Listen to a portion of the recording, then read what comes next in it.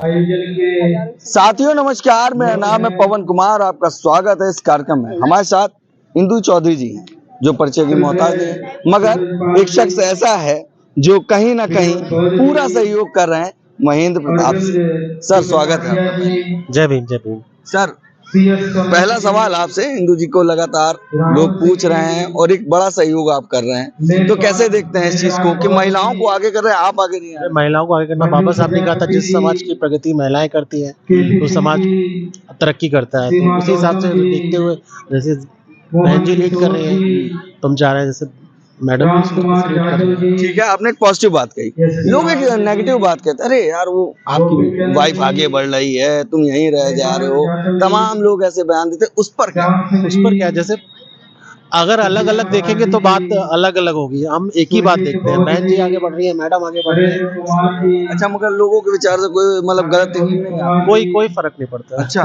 जी ठीक है। माफी चाहेंगे, इंदु चौधरी जी थोड़ा गुस्सा गए होंगे कि यार ऐसा मैंने किया। जी, हस्बैंड का इतना बड़ा सहयोग, इतना बड़ा योगदान कैसे चुकाएंगी इंदु चौधरी? मैं तो अपने पापा की बात याद करती हूँ। मेरे पापा बोलते हैं कि आदमियों को बढ़ाने के लिए तो बहुत सारी स्त्रियों ने त्याग किया, लेकिन विरले पुरुष ऐसे होते हैं जो अपनी पत्नी को आगे बढ़ाने के लिए त्याग करते हैं। तो मैं मतलब मेरे पापा कहते हैं हम लोग बहुत धन्य हैं इनको पा करके। तो जब मेरे पापा धन्य हैं तो मेरा तो आप समझ ही लीजिए, मैं तो डबल धन्य हूँ। मेरे पापा ने भी मुझे बहुत प्रमोट किया और अब जब से शादी हुई है तो हमें ऐसा जीवन साथी भी मिला है जो हमेशा जो है आगे बढ़ाया। और उस स्वर्ग और नर्क की कल्पना तो नहीं जानती, लेकिन हाँ जो लोग मानते होंगे वो लोग अगर कल्पना करें तो ऐसा जीवन साथी हर एक व्यक्ति को मिलना चाहिए जिसके मन में कभी भी वो पितृसत्तात्मक वाली बात नहीं आई कि स्त्री का कार्य केवल घर में रह करके खाना बनाना है या घर का ही कार्य करना है। हमेशा प्रमोट किया कि तुम आगे बढ़ो, तुम खाना बनाने के लिए नहीं बनी हो, तुम घर में कार्य करने के लिए नहीं बनी। इस कार्य के लिए कोई भी व्यक्ति आके कर सकता है, लेकिन जो तुम्हारे अंदर ज्ञान है, जो तुम्हारे अंदर ललक है, जो तुम्हारे अंदर जो एक धम्म का भाव है, ये भाव अगर जनता तक पहुंचेगा तो उसे जनता लाभान्वित होगी। तो मैं बहुत धन्यवाद करती हूँ आपको हमेशा। ये बात मैं इसलिए करवा रहा हूँ कि हो सकता है थोड़ा सा फेमिनिस्ट लोग हैं, आप भी देखिए आदमी भी मदद करता है, सहयोग करता है। चुनाव का दौर था, मैंने कवर किया, इतने कार्यक्रम किए, अभी बाई इलेक्शन हुए जिसमें लगातार मेहनत कर रहे थे। क्या लग रहा है कि इतना बड़ा चैलेंज आप यहाँ पे कर रही हैं? एक बात आपने कही आपके भाषण में कि पूरब से पश्चिम तक, अब पश्चिम को समझ जाना चाहिए, नीलों से बचना चाहिए। नीलों से कौन से? मतलब क्या कहना? पश्चिम को मैं बचने की बात इसलिए कह रही हूँ क्योंकि मैं देख रही हूँ कि जो आंदोलन था बहुजन समाज पार्टी की जब स्थापना हुई 1984 में, और बहन कुमारी मायावती जी जब पहली बार बिजनौर सीट से 1989 में सांसद बनी, तो जो पहला खाता खुला एक तरफ पश्चिम से खुला, दूसरा खाता खुला उधर पूरब में रामकिशोर यादव जी जो कि आजमगढ़ की धरती से सांसद हुए। तो जब पूरब और पश्चिम, उत्तर प्रदेश, तीसरे हरियाणा से हुए थे, पंजाब से जो हरभजन सिंह लाखा जी, तो उत्तर प्रदेश में पूरब और पश्चिम ने इस कमान को थामा। लेकिन अभी जो मौजूदा 2-3 इलेक्शंस हम देख रहे हैं, जिस प्रकार से वोट परसेंटेज इधर उधर हो रहा है और लोग साइलेंट हो रहे हैं, तो उससे ये लग रहा है कि कहीं ना कहीं मिशन पश्चिम में कमजोर हो रहा है। जबकि पूरब में अगर देखा जाए तो पूरा बहुजन समाज आज भी विचारधारा के साथ सहयोग मतलब के साथ में कोई भी समझौता नहीं कर रहा है, लगातार बहुजन विचारधारा को बढ़ाने के लिए ही कार्य कर रहा है। इसलिए ये कोई चैलेंज नहीं है, बल्कि एक उदाहरण है कि जैसे पूरब में अभी भी चल रहा है वैसे ही यहाँ पे भी चलना चाहिए, क्योंकि पश्चिम में लोग संपन्न भी हैं, साधन संपन्न भी है, रुपए पैसे से भी संपन्न है, विचारधारा से भी लैस है। बस थोड़ा सा मोटिवेट करने के लिए कोई व्यक्ति बीच बीच में आता रहे तो ये फिर से इकट्ठा होगा और अपनी महापुरुषों की विचारधारा पे जो आधारित पार्टी है उसको मजबूत करने में अपना पूरा सहयोग देगा। आपने कहा मोटिवेट करने के लिए लोग आते रहे, तमाम सामाजिक कार्यक्रम होते हैं, तमाम वक्ता जाते हैं, मगर वो राजनीतिक दल पे, बसपा पे बात नहीं करते। मगर आप इतनी मतलब निडर होकर यहाँ मंच पे आई, कोई भी कार्यक्रम होता है बसपा की बात करते, क्योंकि कहते हैं कि सामाजिक कार्यक्रम में बसपा की बात नहीं होगी, विचारधाराओं की बात नहीं होगी, तो आप ऐसा करती हैं तो क्या लोग नाराज नहीं? देखिए, हम लोगों को नाराज और खुश करने के लिए किसी कार्यक्रम में नहीं जा रहे हैं। विचारधारा का प्रचार प्रसार सतत होना चाहिए, इसके लिए हम किसी भी कार्यक्रम में जा रहे हैं। और विचारधारा के प्रचार प्रसार के लिए जिन लोगों ने योगदान दिया, उनकी बात करने के लिए हम किसी कार्यक्रम में जाते हैं। बाबा साहब ने संविधान लिखा, संत शिरोमणि गुरु रविदास महाराज और संत कबीरदास ने आडंबर और पाखंडवाद के खिलाफ जो काम किया, महात्मा ज्योतिबा फुले ने जो कार्य किया, बाबा साहब ने संविधान के द्वारा जो कार्य किया, माननीय कांशीराम साहब ने वोट के द्वारा जो कार्य कराया। जब इसकी बात हम करते हैं तो उस बौद्ध साम्राज्य को वापस स्थापित करने का कार्य जिसके नेतृत्व में हुआ, उसको भी तो हमें बात करना होगा। तो लोग रोकते हैं कि आप राजनीतिक बात नहीं करेंगे। देखिए, ये कोई राजनीतिक बात नहीं है। गौतम बुद्ध नगर ग्रेटर नोएडा का नाम हुआ, जिसके शासन काल में हुआ, उसका नाम लेना कोई राजनीतिक बात नहीं है। हाँ, राजनीति वो लोग करते हैं जिनके मन में कोई लालच हो कि मैं कोई पद, हाँ, ये हिस्टोरिकल फैक्ट है, ये कोई झूठी बात नहीं है। गौतम बुद्ध नगर किसने रखा है इसको? Historical fact. ये बड़ा प्राइजली इंटरव्यू है, इसमें हस्बैंड भी बोल रहे हैं जी। हाँ, तो एक मतलब इतिहास के जो तथ्य हैं उनको जनता तक सही तरीके से पहुंचाना हमारा दायित्व भी है, हमारा कर्तव्य भी है, और वही कार्य मैं कर रही हूँ लगातार। चाहे लखनऊ में जो पूरे लखनऊ की सूरत बदल दी, लोगों ने कहा कि बहन जी ने पार्क बनाए, स्मारक बनाए, मूर्तियां लगवाई। बहन जी ने तो भागीदारी भवन बनवाया। जब बच्चे आते थे तो यहाँ पे कोचिंग की फीस इतनी होती थी, रहने की जगह नहीं होती थी, लेकिन भागीदारी भवन बनाया। वहाँ पे जाके देखिए, कभी वहाँ जाके बच्चों को इंटरव्यू करिए, कहाँ से कैसे आके लोग रहते हैं। वो तो सरकार का काम है ना, वो ये हिस्टोरिकल फैक्ट है, ये नहीं बताएंगे हम। उसके बाद लोग नहीं काम कर रहे हैं क्या? नहीं, ये कार्य कभी हुआ ही नहीं ना, ये कार्य कभी हुआ नहीं, इसीलिए जनता को ये जानने की बहुत जरूरत है। लोगों ने कहा मूर्तियां और स्मारक, ना मूर्ति, बहन जी ने कभी ये नहीं कहा मैं लड़की हूँ मैं लड़ सकती हूँ। बहन जी ने हमेशा ये कहा कि जैसी मैं हूँ ऐसी आयरन लेडी हूँ, ऐसे और भी महिला आयरन लेडी बन सकती है। उन्होंने लड़ने झगड़ने की बात नहीं की, उन्होंने बहुत साम्राज्य को स्थापित करने का कार्य किया। लोगों ने इल्जाम लगाया, मूर्ति बनाए, पार्क बनाए, स्मारक बनाए। आज वही स्मारक उत्तर प्रदेश सरकार को सबसे ज्यादा रेवेन्यू देने वाला स्मारक है। अगर आपके चैनल के माध्यम से मैं जनता को भी बताना चाह रही हूँ, तो अब जब बहन जी ने विचारधारा को स्थापित किया तो हमें उसको बताना जिम्मेदारी है। भागीदारी भवन की बात जैसे महेंद्र जी अभी बोल रहे थे, गरीब समाज के बच्चे जो SC ST OBC माइनॉरिटी के बच्चे थे, जिनको कि शहर में कमरे नहीं मिलते थे, चाहे जाति के आधार पे, धर्म के आधार पे, या फिर पैसे के अभाव में वो महंगे कमरे नहीं ले सकते थे, कोचिंग की फीस नहीं भर सकते थे, उनके लिए कोचिंग की व्यवस्था, निःशुल्क कोचिंग की व्यवस्था, रहना खाना कोचिंग की व्यवस्था फ्री में। आप मुझे बता दीजिए, आज तक बहन जी के शासनकाल के पहले और बहन जी के शासनकाल के बाद में किस सरकार ने किया? हम तो ये देख रहे हैं कि बहन जी के शासनकाल में तमाम जगहों के नाम बदले। हाँ, तो मैं वही तो कह रही हूँ, तमाम लोगों ने ये कार्य जरूर किए कि जो भागीदारी भवन SC OBC माइनॉरिटी के बच्चों के लिए था, उसको सारी जातियों के लिए खुलवा दिया, ये कार्य किया। यानी जो तबका पहले से ही संपन्न था, साधन संपन्न था, उसके लिए आपने खुलवा दिया।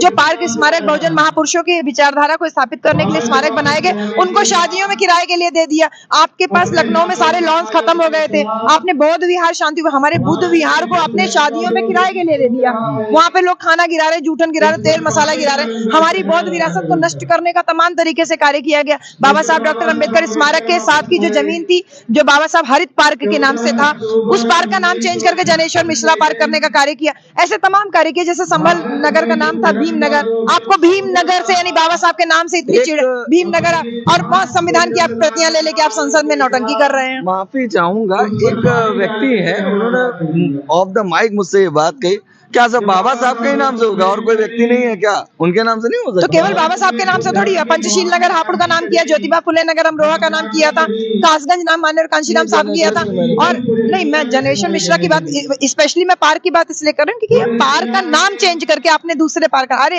हम तो ये कहते हैं कि विचारधारा का प्रचार प्रसार होना चाहिए। और बाबा साहब डॉक्टर अम्बेडकर एक ऐसी विचारधारा है जो एक आधार ऐसा है जिनकी वजह से न केवल सामाजिक क्रांति, राजनीतिक क्रांति, बल्कि एक धार्मिक और सांस्कृतिक जो क्रांति का आगाज हुआ, उसको जनता तक पीढ़ी दर पीढ़ी ट्रांसफर होना ही चाहिए। और उसको स्थापित करने का कार्य अगर हम बहुजन समाज की सरकारें नहीं करेंगी तो कौन करेगा? बहुजन समाज की सरकारें तो अगर नहीं स्थापित करती तो हमारा कोई नाम लेवा आज रहता? अगर बहुजन समाज पार्टी ने बाबा साहब के नाम को इतना जिंदा नहीं किया होता तो आज बाबा साहब का भय संसद के अंदर दिखाई दे रहा होता। अगर बाबा बहन जी ने इतना मजबूत समाज को नहीं किया होता तो बाबा साहब का नाम लेकर के लोग वोट को बरगलाने की कोशिश करते, नहीं कर पाते। तो बहन जी ने जो कार्य किया वो मील का पत्थर है, और वो एक ऐसा पत्थर है जिसको पीढ़ी दर पीढ़ी आप खत्म करने की कोशिश जितना करोगे, समाज उतना ज्यादा इकट्ठा, संगठित, मजबूत होता जाएगा। मैं एक सवाल लेता हूँ, कल जब प्रदर्शन हो रहा तो एक मेरे मन में सवाल आया कि बसपा ने 3 महीने में 2 बड़े प्रदर्शन कर दिए जी और इस चीज की अपडेट कोई चैनल नहीं चला जी बिल्कुल और हर जगह पे किया। सदन में कोई भी व्यक्ति नहीं है जी मगर इतनी इनकलाबी तौर से रखना हो किसी का उनके ऊपर सपोर्ट ना करना कैसे देखते हैं लोग बीमार हो गए घर पे लेटे रह गए सोशल मीडिया पे यही चला रहे। बिल्कुल सही बात है। तो मान्यवर कांशीराम साहब ने जब बहुजन समाज पार्टी बनाई थी तभी उन्होंने कहा था 3 चीजों से सावधान रहना, मनी, मीडिया और माफिया, तीनों चीज इस बहुजन आंदोलन के लिए घातक है। तो जो उनके संकेत थे वो काफी थे और इसीलिए बहुजन समाज पार्टी हमेशा मीडिया से डिस्टेंस बना करके रखी।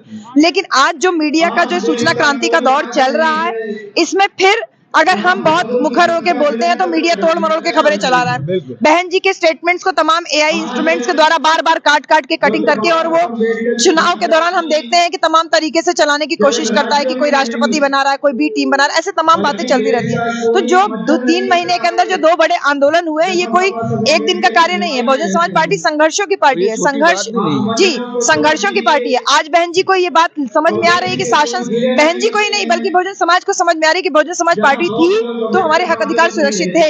आरक्षण के ऊपर किसी की टिप्पणी करने की, आरक्षण के ऊपर इतना बड़ा फैसला देने की किसी की हिम्मत नहीं थी। आज अचानक से माननीय सुप्रीम कोर्ट के द्वारा फैसला आता है आरक्षण में वर्गीकरण का, कोई नेता नहीं बोलता है। कुछ नेता तो ऐसे भी बोलते हैं जो संविधान का नाम लेकर के जिन्होंने वोट लिया वो लोग ये कह रहे हैं कि अरे हमारी पार्टी तो चाहती थी कि सन 60 के दशक से ही ये वर्गीकरण लागू हो जाना चाहिए। तो इस प्रकार की जो वैचारिक पंगुता हम लोगों को तमाम उन लीडर्स के रूप में लीडर्स के अंदर दिखाई दे रही है जो संविधान का भय दिखा करके वोट लिए। और ऐसे में बहन कुमारी मायावती जी लगातार समाज के हक अधिकार को सुरक्षित रखने की चिंता जो उनकी दिख रही है उसका 2 उदाहरण, बेहतर उदाहरण आपको 21 अगस्त का आंदोलन और अभी 24 दिसंबर वाले आंदोलन के रूप में दिखाई दे रहा है कि बहुजन समाज पार्टी ने जो संघर्ष किया उसकी देन है कि आज समाज के हक अधिकार सुरक्षित है। और बहुजन समाज पार्टी कभी भी समाज के हक अधिकारों के ऊपर जब भी आ जाएगी आंदोलन करने के लिए सड़क पे दिखाई देगी। अकेली डॉक्टर इंदु चौधरी करेंगी कि तमाम ऐसे प्रोफेसर हैं पश्चिम से थोड़ा सा आगे बढ़ेंगे दिल्ली बढ़ता है, बहुजन की बात करते हैं, बाबा साहब के विचारों की बात करते हैं, इतना बड़ा हमला।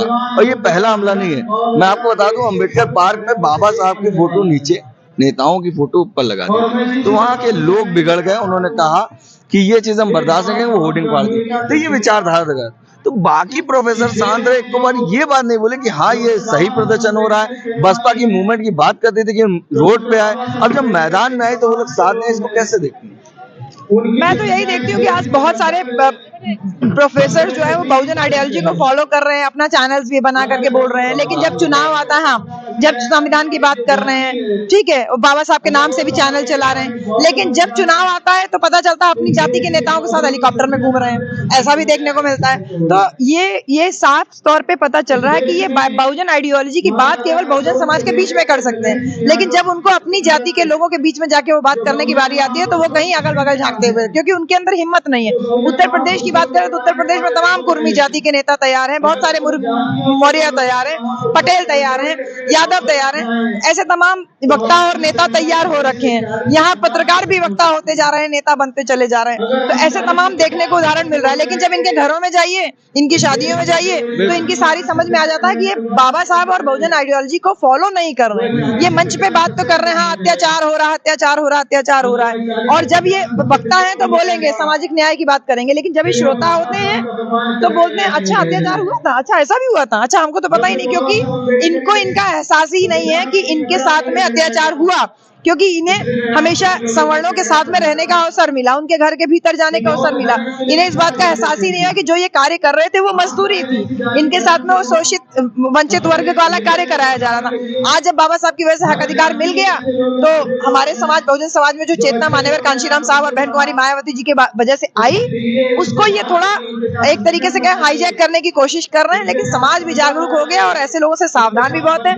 रह गई प्रोफेसर्स की बात, प्रोफेसर्स लोगों से तो मैं यही कहूंगी कि हम जब क्लास में पढ़ाते हैं तो जो हमारा टॉपिक रहता है उस टॉपिक के इर्द गिर्द हमसे बेहतर तरीके से जब हम प्रस्तुत करते हैं, अगर हम अपनी जिम्मेदारी थोड़ा सा समझ लें और थोड़ी सी जिम्मेदारी का निर्वहन करते हुए समाज को दिशा निर्देशित करने के लिए आगे आए, अपने व्यक्तिगत स्वार्थ को छोड़ करके अपनी कीमत लगाए बगैर, बहुत लोगों की कीमत भी यहाँ पर लग गई, अपनी कीमत लगाए बगैर अगर हम ठान लें तो निश्चित रूप से एक बड़ा जन आंदोलन, एक बहुत बड़ा जनमानस तैयार हो जाएगा। दो सवाल और लूंगा। मुझे मालूम है काफी समय से आप इंटरव्यू दे रही, मैं आपका ज्यादा जान नहीं खाऊंगा, मगर ये बात सच है इंदु जी, मैंने 2 बार मेरी लाइफ में देखा, एक बार बैचलर्स में, एक बार मास्टर्स में। दोनों प्रोफेसर ने महिलाओं के सामने कहा कि बाबा साहब के चक्कर में आप लोगों को आगे मौका नहीं मिल पा रहा, और वो लड़कियां बढ़ रही हैं। क्या इस बहुजन समाज के प्रोफेसर को नहीं उठाना चाहिए था? मगर सवाल मेरा जो अहम उठता है, अमित शाह पे लगातार आप बयान दे रही है, सब वही सवाल पे। मुझे एक बारीक चीज समझ में आती है, पहले मुस्लिम पे अब अटैक कर रहे थे, अब दलितों पे अटैक करना शुरू किया है। क्या करना चाहती है? मुस्लिम दलित को लड़ाना चाहती है, और दलित को जब मुस्लिम पे अटैक करते हैं तो वो बहुजन समाज उनके साथ खड़ा हो जाता है, मगर जब दलितों पे हमला होता है, मगर वो मुस्लिम समाज इनके अगेंस्ट नहीं खड़ा होता। देखिए, इन्होंने जो अखंड भारत का एक सपना दिखाया है, बहुत इनकी जगह जगह हम लोग देख रहे हैं, कई जगह लोग बात कर रहे हैं इनके अखंड भारत की। अगर इनसे क्वेश्चन पूछिए कि आपके अखंड भारत में पाकिस्तान शामिल होगा तो यहाँ भारत में जो है मुसलमान बढ़ जाएंगे, तब आप कैसे अखंड भारत बनाओगे, हिंदू राष्ट्र बनाओगे? तो ये बगले झांकने लगते हैं। इनसे अगर प्रश्न करिए कि आपके अखंड भारत में महिलाओं की क्या स्थिति होगी, क्योंकि आपके अखंड भारत में अगर हिंदू राष्ट्र बनता है तो हिंदू राष्ट्र की संकल्पना में औरतों को शूद्र के बराबर माना गया, ढोल के बराबर माना गया, गंवार के बराबर माना गया, पशु के बराबर माना गया। उनकी क्या स्थिति होगी? तो ये बगले झांकने लगते हैं। अगर इनसे अखंड भारत की संकल्पना देने वालों से पूछिए कि दलित आदिवासियों का क्या स्टेटस होगा, तो इनके पास कोई जवाब नहीं है। तो ये पता चल रहा है कि ये झूठ का पुलिंदा है, और इस झूठ का पर्दाफाश बहुजन आइडियोलॉजी के द्वारा लगातार जो गांव-गांव में कैडर कैंप्स के माध्यम से हो रहा है, जनता जागरूक हो रही है। ये ऐसी विचारधारा कभी भी शासन नहीं कर सकती, क्योंकि जो भी काला अध्याय है उसको जब सूरज सुबह निकलता है तो उसको खत्म कर देता है। तो मनुस्मृति जैसा काला अध्याय को संविधान ने खत्म किया, और जिन लोगों ने वोट देने से रोका उनको माननीय कांशीराम साहब ने वोट की कीमत बता करके उत्तर प्रदेश में शासन सत्ता हासिल करके दिखा दिया। और आज जिस प्रकार से बाबा साहब का नाम लेने की होड़ लगी हुई है, ये पता चल रहा है कि गांधी जी के सामने जब बाबा साहब ने कहा था कि 20वीं सदी भले तुम्हारी हो, 21वीं सदी हमारी होगी, तो हमारे बाबा साहब दिन पर दिन जो है लोगों के बीच में एक तरीके से सर्वमान्य नेता बनते जा रहे हैं। और ये कहीं ना कहीं मिशन मूवमेंट के साथ साथ भारत देश के लिए भी बहुत अच्छी बात है, क्योंकि जितना विश्व पटल पे बाबा साहब का मान सम्मान है, सभी जाति धर्म के लोगों के द्वारा बाबा साहब को माना जाता है, उसी प्रकार से अगर भारत देश में भी विचारधारा के आधार पर बाबा साहब को अंगीकार कर लिया जाए तो हमारे देश को विकसित देश होने से कोई रोक नहीं सकता। ये बात सच है। और आखिरी सवाल इस कार्यक्रम को लेकर, जिस तरह से इस कार्यक्रम को देख रही पिछले बीते 10 साल पहले आप आई थी, उसके बाद फिर आपने देखा 10 साल बाद लोग आए, ये कहीं ना कहीं अमित शाह के बयान पर चोट करने लोग आए? ये केवल बयान की चोट की बात नहीं है, एक सांस्कृतिक परिवर्तन का आगाज है और ये संकेत है। मैं 10 साल पहले जब आई थी तब यहाँ पर एक भी कुर्सियां नहीं लगी थी और थोड़ा सा एरिया भी कम था, लेकिन आज 10 साल के बाद मैं देख रही हूँ कि जितनी कुर्सियां लगी हैं वो तो सब भरी भरी थी, जितना जगह जमीन खाली थी वहां पे भी लोग भरे हुए थे, और इसके साथ साथ एकदम मेले जैसा माहौल था।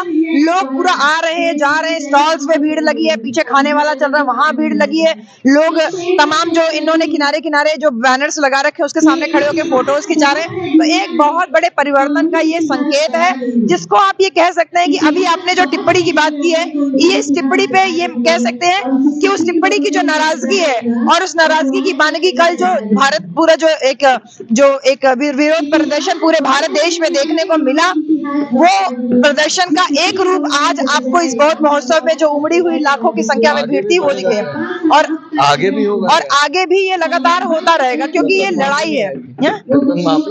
नहीं, माफी की केवल बात नहीं है, ये विचारधारा के प्रचार प्रसार के लिए कार्यक्रम किया जा रहा है। तो ये विचारधारा जब तक स्थापित होकर के बहुजनों की शासन सत्ता नहीं हासिल कर लेगी, तब तक ये प्रचार प्रसार चलता रहेगा। जाएंगे तो मुगल शासन की भी बात करेंगे, जाएंगे मुगलों की भी बात करेंगे, अम्बेडकर विचारधारा की बात करेंगे, अम्बेडकर की बात करेंगे, और कहेंगे हम बुद्ध से आए हैं। मगर मैंने शुरुआत में एक बात छेड़ी थी कि पुरुष प्रधान देश है, मगर यहाँ पे देखिए इनके हाथों को थोड़ा सा दिखा दीजिए, ये हाथों को देखिए आगे से, इन्होंने भी पूरा संघर्ष किया। हस्बैंड के बाल लाल हैं और उनका भी वो ध्यान रखती हैं। ये छोटी सी बातचीत थी जो मैंने आपको दिखाई। कैसा लगा हमारा वीडियो कमेंट करके जो बता। बाकी बने हमारे चैनल के साथ।